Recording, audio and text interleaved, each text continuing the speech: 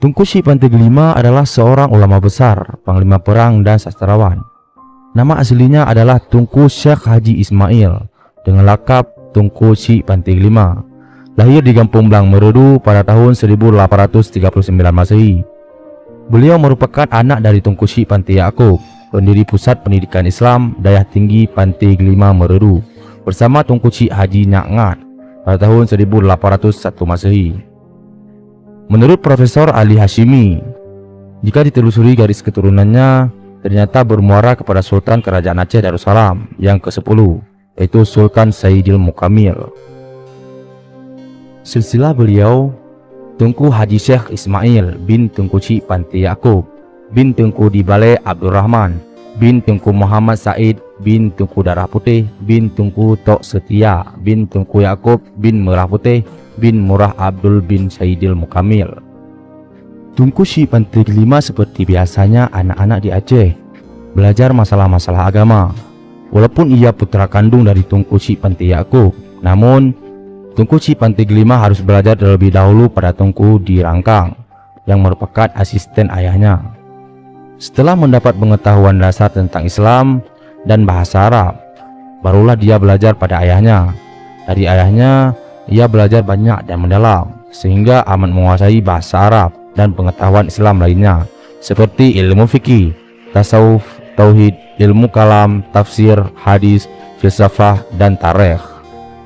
Menurut almarhum Tunku Hasan Sufi, Tunku Syekh Pantai Gelima belajar hingga ke Dayah Tanah Abed dan Dayah Gelompang Minyak Pidi. Selain belajar, beliau juga turut mengajar di kedua dayah tersebut. Tak sampai hanya di situ, pendidikan militer pun digelutinya pada Pusat Pendidikan Laskar Aceh, Makhad Baitul Maqdis. Tunku Syekh Pantai Gelima termasuk murid yang cerdas, sehingga dipercaya mengajar dan menjadi salah seorang asisten syekh di Masjidil Haram. Setelah mendapat gelar syekh pada tahun 1863 Masehi, Tunku Syekh Pantai Gelima kembali ke kampung halamannya. Kepulangannya membawa berkah kepada Dayah Pantai Gelima, karena pada saat itu dayah itu membutuhkan seorang Tunku Syekh. Tunku Syekh Pantai Gelima akhirnya diangkat menjadi Tunku Syekh di dayah tersebut. Di bawah kepemimpinannya, Dayah Pantai Gelima mengalami kemajuan yang cukup pesat. Para muridnya tidak hanya datang dari Aceh, tetapi juga berasal dari berbagai daerah di Nusantara, seperti Minangkabau, Deli Serdang, Siak, Indrapura, Semenanjung Melayu, Patani, dan sebagainya. Suasana di Dayah Pantai Gelima berubah dalam sekejap. Sebelumnya damai dan tentram. Setelah pembelakuan tersebut, dayah ramai dengan latihan-latihan perang.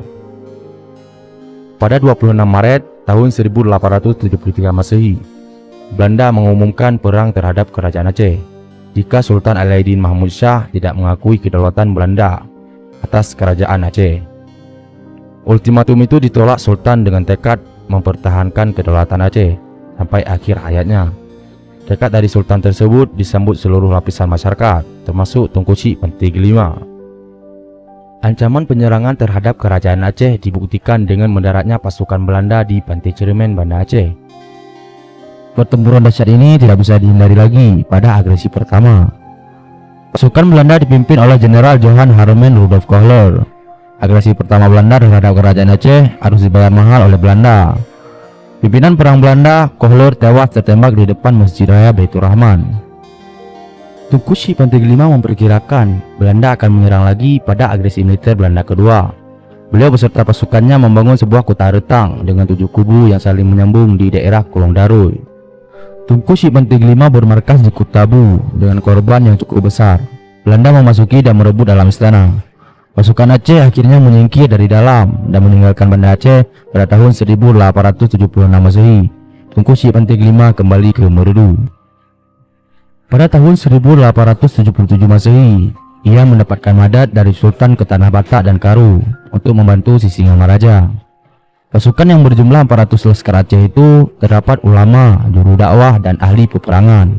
Misi Tunku Syekh Pantai Gelima di Tanah Batak dan Karo ada dua, yaitu menganjurkan para pemimpin dan rakyat di kedua daerah untuk bertempur bersama Aceh melawan kolonialisme Belanda dan melaksanakan dakwah Islamiyah.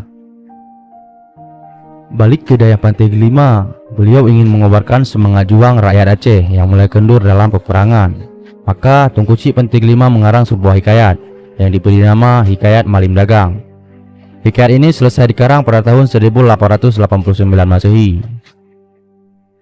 Pertempuran terus berlanjut hingga pertempuran terakhir Tengku Cipta Kelima adalah mempertahankan benteng terkuat Kerajaan Aceh, yaitu Kota Batu Elik di Samalanga. Belanda memang ingin menguasai Aceh secara menyeluruh, termasuk benteng Batu Elik yang merupakan benteng terakhir Kerajaan Aceh Darussalam. Usaha Belanda merebut ini mengalami kegagalan hingga 3 kali. Namun pihak kompeni sama sekali tidak menyerah dan melakukan serangan lanjutan. Selama 2 kali berturut-turut di bawah kepemimpinan Jenderal Van der Heijden pada tahun 1878 Masehi. Jenderal Van der Heijden yang memimpin secara langsung menderita luka-luka. Matanya buta terkena peluru senjata pasukan Aceh yang melepaskan tembakan dari benteng Batu Elik. Kegagalan ini membuat Jenderal Van der Heijden dibangku panjangkan Gubernur Jenderal Hindia Belanda. Tongkat kepemimpinan selanjutnya diserahkan kepada Jenderal Givenhuis yang telah diangkat menjadi gubernur militer atau panglima tentara pendudukan di Aceh.